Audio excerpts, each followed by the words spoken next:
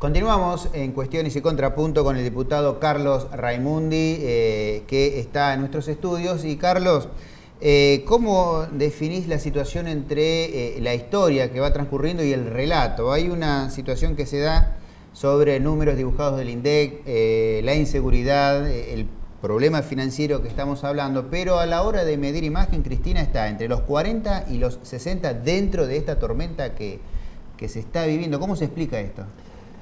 Bueno, yo creo que es una presidenta que demuestra que tiene capacidad de conducción política, ¿no? Que tiene capacidad de conducción. Yo no estoy diciendo que no haya ningún error. No conozco ningún ser humano que no tenga errores. Las cosas no van sobre rieles. Es complicado gobernar un país como la Argentina.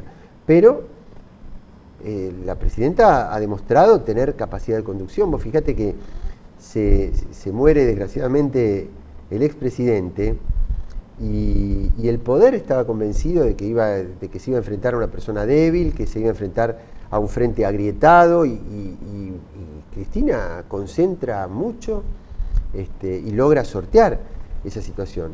También es cierto que alrededor tampoco están los líderes que alguna vez habrá habido, ¿no? De la oposición. No hay así líderes que vos digas, yo sé que con este dirigente tengo un proyecto de país, ¿no? Y después que yo creo que han sido políticas, la política de unidad latinoamericana, el gobierno, estoy convencido, maneja las reservas, mantiene el superávit, administra el tipo de cambio a pesar de los golpes de mercado que le intentan dar, y ha generado una militancia social muy fuerte, pero eso no es relato, al contrario. El relato es cuando quieren hacer ver que todo es un desastre, y no todo es un desastre. Yo creo que cuando uno ve que se ha sostenido la política industrial, ¿sabes qué pasa? Vamos a partir de una base. Las cosas que para cierto relato están mal, para mí están muy bien. Te dicen, se fugan los capitales, entonces vos controlás la fuga de capital y te dicen cepo cambiario. Entonces vos decís, pero muchachos, ¿en qué quedamos? ¿Qué hacemos? Y la verdad que un país, como en un hogar, como en cualquier lado, donde vos pasas un momento como esta crisis, donde tenés que restringir y tenés que cuidar los dólares, porque vos tenías vencimientos grandes, ahora tenés otro en diciembre, tuviste un 20%, 15% menos de cosecha de soja el año pasado y de otros cereales por el tema de la sequía, entonces vos tenés que contener. Y a mí me parece bien controlar las importaciones. ¿Cómo es? Si la base de una política industrial es sustituir importaciones. Ahora, que vos me digas, hay algunos aspectos de esta política de control de las importaciones que perjudican determinados sectores, sí, eso es cierto. Es decir, es una medida que yo creo que es conceptualmente correcta y que después hay algunos sectores que te dicen, che, pero mira, no me dejan entrar este producto y la verdad no es que lo vamos a fabricar acá porque no tenemos escala, y eso hay que corregirlo. Ahora, yo los casos que he tenido de empresarios que me han dicho, mira, tengo este problema, y lo mandás a la Secretaría de Comercio, se lo destraban. ¿Y qué opinas del tema del INDEC? De los datos del Bueno, INDEC. ahí hay una cosa, a ver, si a mí me dicen que hay, no sé, que el kilo de carne está a 12 pesos y en ningún lado lo puedes conseguir a 12 pesos, eso no está bien.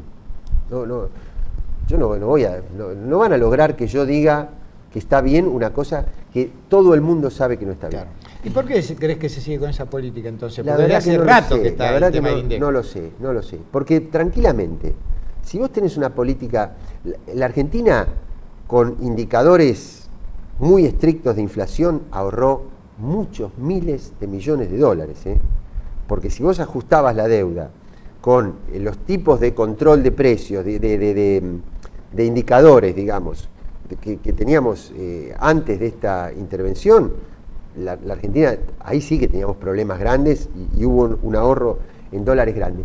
Pero yo lo que creo es que tendría que haber un indicador general de precios, que es el que sirve para ajustar los bonos externos, para que la Argentina ahorre, y tiene que haber un indicador paralelo, es decir, paralelo, simultáneo, no paralelo en negro, sino, digo, al mismo tiempo un indicador de los productos básicos, donde vos, porque cuando vos la inflación la medís con todos los productos, indudablemente te da menos porque hay cosas que no aumentan. Ahora, cuando vos te aumentan las cosas del supermercado, ahí vos te haces, porque es lo primero que uno tiene todos los días, porque me aumentan a mí, no estoy hablando de otros, estoy hablando de mi familia, yo compro, yo sé lo que cuestan las cosas, pues las compras las hago yo en mi casa, de verdad lo digo, no lo digo demagógicamente. Entonces, a mí me afecta, entonces no me pueden venir a decir. Ahora, el INDEC anterior, venían algunos periodistas o algunas consultoras, economistas de consultoras externas, y ponían la plata y se llevaban los índices antes que el Estado. Y eso también hay que decirlo. Eso también hay que decirlo. Entonces, cuando te dicen, vino una patota, se metió acá, ¿sabes por qué? Porque los que difunden eso eran los que antes entraban al INDEC, tiraban la puerta abajo, se llevaban los datos y hacían los informes y le decían a la gente, ponga la plata, saque la plata, mire que va a pasar esto. En lugar de servirle al Estado, le servía a los grupos privados. Ahora, así como se hicieron cosas buenas, creo que lograr recuperar la confianza en INDEC va a ser bastante difícil porque pasó mucho tiempo, digamos. No, bueno, nadie lo cree, digamos. Bueno, pero dicen que hay un asesoramiento del Fondo Monetario, no lo sé, tendrían que hacer las cosas, para mí tendrían que hacer las cosas bien. Pero además hay otra cosa, que no es solo el INDEC, que es el tema de la inflación, es decir, no es el termómetro, sino la fiebre. Yo, ¿qué es lo que haría? Mirá, yo creo que el gobierno no es el causante de la inflación, pero que el causante de la inflación es la puja, porque ¿qué es lo que pasa? Cuando vos pudiste recomponer el salario en todos estos años, y los precios no aumentaron al mismo porcentaje que el salario, recién este año hay dudas de si el salario es mejor ¿no? Que está muy parejo y hasta no sé si no puede estar un poquitito... Vos estás hablando del salario de la economía en blanco, cuando se sabe que hay un 40% que es en negro y el trabajador precarizado es el que sufre de entrada todos los pero ajustes. Entonces yo digo una cosa, si es así, hay 40% en negro que sufre todo, ¿cómo hizo la presidenta para sacar lo que sacó? Lo que pasa es que ese 40%, que yo no estoy de acuerdo, yo creo que siga habiendo, yo creo que es un poco menos, debe ser un tercio, pero vamos, ese tercio, que hay políticas sociales para ese tercio, hay políticas de inclusión, están los planes cooperativos, está la asignación universal,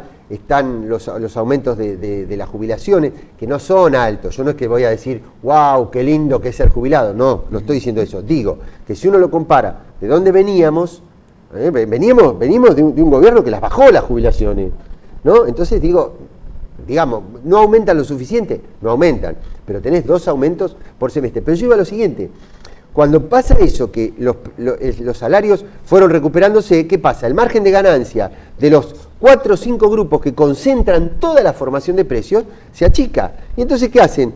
Dicen, no, yo no puedo perder ganancia, y te aumentan los precios. Lo que digo es que el gobierno, así como tuvo fuerza para meterse con otros monopolios, tiene que meterse con otros monopolios y tiene que preparar un clima social. Yo ahí sí, en el fútbol para todos, en el entretiempo, digo, mire señor, el tambero le dan tanto por litro, el yogur vale tanto. ¿Quién se quedó con el 800% que hay de diferencia? Sí. Se quedó fulano, que es el que concentra la producción, la cadena de distribución, la fabricación, el otro que es el que concentra el flete y el otro que concentra la comercialización. Carlos, y entonces vos vas preparando a la sociedad para atacar eso. Finalmente, se nos va el tiempo. ¿Va a haber reforma?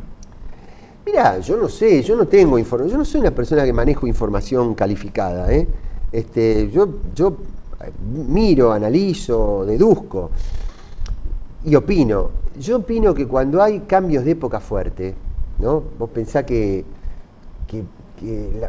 fíjense con la presión que hizo Gran Bretaña para asaltar la embajada de Ecuador y llevarse a Assange. Y América Latina en otro momento hubiera ido en fila a preguntarle a los británicos o a los estadounidenses qué hacer. Se unió y dijeron no, y apoyamos, y como eso, tantas otras cosas. Bueno,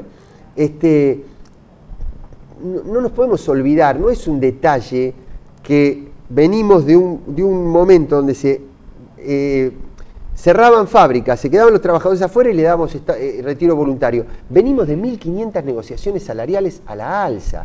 ¿Insuficiente? Insuficiente, o sea, pero a la alza. Entonces digo, los nuevos tiempos requieren que estos derechos tengan rango constitucional para que sea más difícil de volverlo atrás.